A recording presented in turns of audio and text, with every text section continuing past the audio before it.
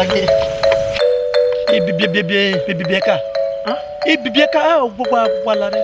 When nota. What to no one. Osage. Adadaze to no one ibibieka gaga keskude. Tinya to no one. Nitwo. Yeah. Any tower. Odefo. Mudia hotwe. Okuta afia unsa, kuta afia unsa ge. Bobo jiji na. Umenwe, igbe matan we. Gbegbe manana. Ona agogo na wo kunwe. Ite ko ma we wa we. Ya. Ogo ma we gwe kian na ni ha. E wo kin o. Ya. Adadaze gbegbe egebe lu enwejo. Ya. Agide on gbe. Kigo nu kimu yo epolo.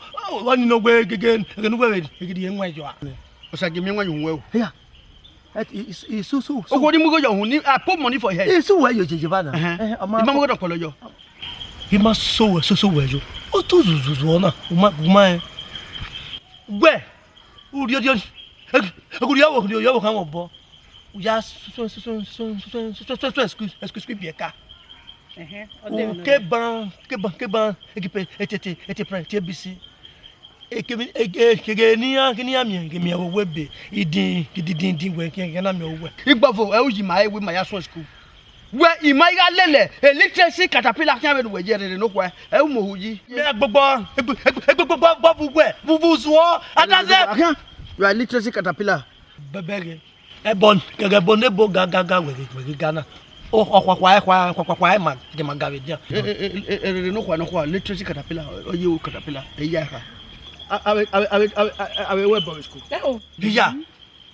Udio wo kan. Ya dede fe school gini bi kaje. Avec gbegbe na.